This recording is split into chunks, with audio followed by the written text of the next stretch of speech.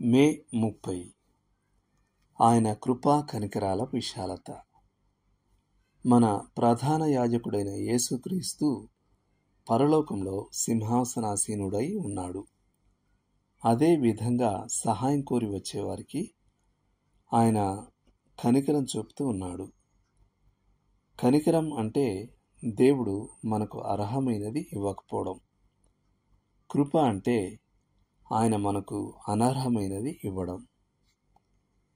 క్రీస్తునందు విశ్వాసమించిన వారిగా మనం మన ప్రధాన యాజకుని వద్దకు ఎప్పుడైనా ఏ పరిస్థితుల్లోనైనా వచ్చి మనకు అవసరమైన సహాయం పొందవచ్చు. అంత మాత్రమే కాదు గాని మనం దేవుని సన్నిధికి ధైర్యంగా రావచ్చు. ఏ శ్రమానుభవం కూడా మరీ గొప్పది కాదు, ఏ శోధన కూడా మరీ బలీయమైంది కాదు.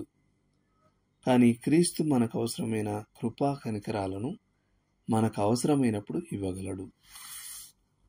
కానీ ఆయన అంత దూరంలో ఉన్నాడుగా. అదీగాక ఆయన దేవుని పరిపూర్ణ కుమారుడు.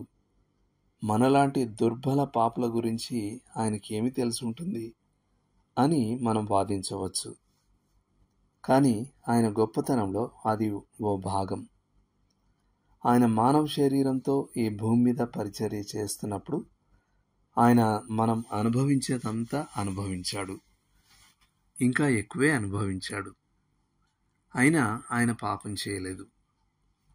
ఒకవేళ మనం ఒప్పుకున్న దాన్ని మనం గట్టిగా పట్టుకోకపోతే మనం యేసుక్రీస్తు మనలను విఫలం చేశాడని రుజువు చేయడం లేదు.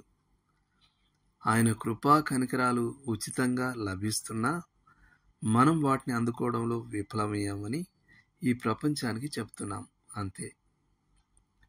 నేటి వచనం: యెహోవా దీర్ఘశాంతుడును కృపాతిశయుడును దోషమును అతిక్రమమును పరిహరించువాడు. సంఖ్యాకాండం 14:18. దేవుని వాక్యం నుండి మరిన్ని వచనాలు. కీర్తన 57 1-7 వరకు, కీర్తన 106 మొదటి వచనం, దినవృత్తాంతములు 2వ గ్రంథం 5వ అధ్యాయం 13వ వచనం, రోమాపత్రిక 9వ అధ్యాయం 15-18 వరకు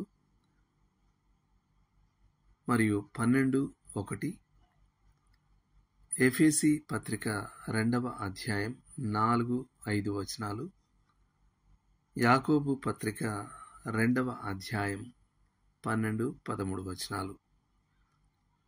చేయాల్సిన పని: కృపా కనికరాలకు ఈ ధ్యానంలో ఇచ్చిన నిర్వచనాలను ఉపయోగించి దేవుడు మీ పట్ల కృపా కనికరాలు చూపిన 3 విధానాలను చెప్పండి. ఉదాహరణకు, నేను నా కారులో అతివేగంగా వెళ్ళాను కానీ నన్ను పట్టుకోలేదు వంటివి కనికరం క్రిందకు రావచ్చు. బుద్ధిహీనత కింద కూడా. ఆయన కృపా కనికరాలను బట్టి దేవునికి కృతజ్ఞతలు చెల్లించండి. మరియు మీరు పట్టుబడాల్సి ఉండినప్పటికీ పట్టుబడని సమయాలను బట్టి ఆయన క్షమాపణ కొరకు వేడుకోండి.